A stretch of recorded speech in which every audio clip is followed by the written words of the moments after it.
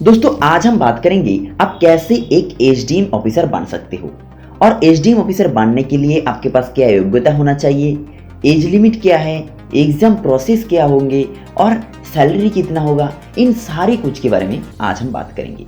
तो वीडियो के साथ जरूर बने रहिए। तो पहले जान लेते हैं एसडीएम क्या है।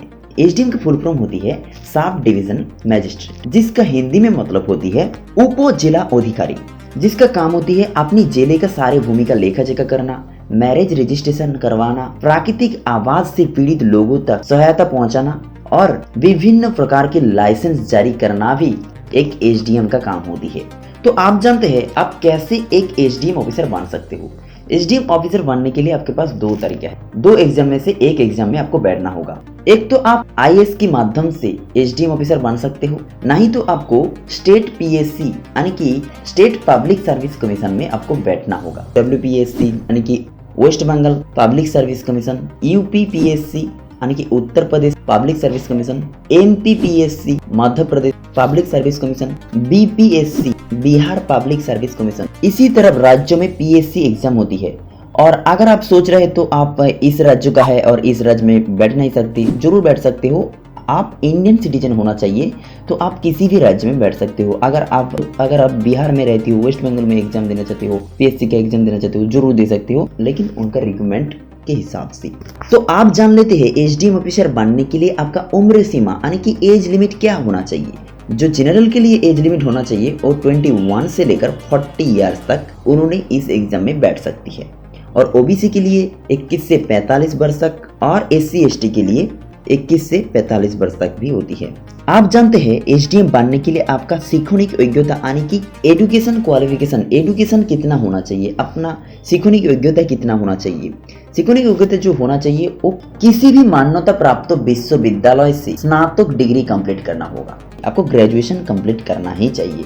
ग्रेजुएशन के बिना आप इस एग्जाम में बैठ नहीं सकते हो। आप किसी भी स्ट्रीम से कर सकती हो, बीए हो सकती है, बीएससी हो सकती है, बीकॉम हो सकती है, बीबीए हो सकती है, बीसीए हो सकती है, इंजीनियरिंग हो सकती है, मेडिकल हो सकती है, होटल मैनेजमेंट होती है। इन सारे कुछ अवेलेबल रहती है आपको एग्जाम में बैठने के लिए। आप जान लेते हैं इनका एग्जाम प्रोसेस के बारे में। एसडीएम बनने के लिए क्या क्या एग्जाम प्रोसेस होना चाहिए। एग्जाम जो है वो 3 कैटेगरी में एग्जाम होती है। जैसे फर्स्ट में प्रारंभिक परीक्षा होती है, मुख्य परीक्षा होती है और साक्षात्कार होती है। तो पहले थी प्रिलिमिनरी एग्जाम। प्रिलिमिनरी एग्जाम में आपको 2 पेपर रहती है और 2 पेपर 200-200 अंक का होती है और 2-2 घंटे टाइम दिया जाती है। 2-2 घंटे के अंदर इन 2 पेपर को कंप्लीट करना होता है। तो पहले पेपर में जो आपका जनरल स्टडी 1 में जो क्वेश्चन रहती है वो 150 क्वेश्चन होती है, और पार्ट 1 में जो क्वेश्चन रहती है वो होती है Indian history, Indian and world geography, economics, Indian politics and governance and general science, economics and social development. इन सारे विषयों में जनरल स्टडी 1 में क्वेश्चन पूछी जाती है जो 200 अंक का होती है और 2 घंटा का टाइम दिया जाती है। उसके बाद आपका पेपर नंबर 2 में आपको मैथमेटिक्स, रीजनिंग, इंग्लिश और हिंदी से सवाल पूछी जाती है और यहाँ आपको 33% मार्क्स लेना बहुत जरूरी होता है। उसके बाद आती है मेन एग्जाम, और मेन एग्जाम में 8 पेपर होती है और 8 पेपर के लिए हर पेपर के लिए आपको 3 घंटे का टाइम दिया जाती है। इन जो 8 पेपर होती है वो होती है general Hindi, general studies 1, general studies 2, general studies 3, general studies 4, option subject paper number 1 and option subject paper number 2। In 8 paper होती है और हिंदी के लिए जो मार्क्स रहती है वो ओनली 50 मार्क्स रहती है, जिनमें आपको भाषा ज्ञान, शब्द ज्ञान, हिंदी ग्रामर, जो हिंदी वर्ण होती है उनको ज्ञान भी आपका होना चाहिए।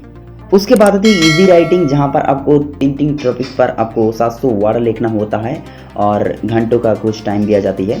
और जनरल स्टडीज 1 to 3 में आपको Indian history, economics, world geography, डिस्टार्ट, करंट अफेयर्स, इन सारे विषय में आपको क्वेश्चन पूछी जाती है जो 200-200 मार्क का होती है और 4 पेपर होती है। उसके बाद आती है जनरल स्टडीज नंबर 4। इन 4 पेपर में आपको जो क्वेश्चन पूछी जाती है वो होती है एथिक्स, यानी कि आपका विचारधारा के बारे में क्वेश्चन पूछी जाती है। उसके बाद ऑप्शन पेपर होती है और ऑप्शन पेपर में आपको 29 सब्जेक्ट होती है। 29 सब्जेक्ट में से आप किसी भी एक को चुन सकते हो। जैसे 29 सब्जेक्ट में से आपको agriculture, बोटानी, geology, law, physiology, public administration, geography, इसी तरह बहुत सारे विषय में आपको क्वेश्चन दिया जाती है, ऑप्शन पेपर रहती है, किसी भी एक सब्जेक्ट को आप चुन सकते हो। और मुख्य परीक्षा में पास करने के बाद आपको साक्षात्कार आने की इंटरव्यू के लिए बुलाई जाती है और इंटरव्यू में आपका योग्यता का आकलन किया जाती है और यहाँ पर आपको विश्वास दिलाना होती है कि ये पोस्ट के लिए आप एलिजिबल हो और ये पोस्ट के लिए आप काबिल है। और ये जो साक्षात्कार होती है 200 अंक का होती है और 200 अंक में से सभी ने अपना अपना नंबर देती है और नंबर देकर आप अगर साक्षात्कार में पास हो जाती हो तो आप एक एसडीएम ऑफिसर बन जाओ। तो एसडीएम ऑफिसर बनने के बाद आपके मन में जरूर आया होती है कि एसडीएम ऑफिसर का सैलरी कितना होगा।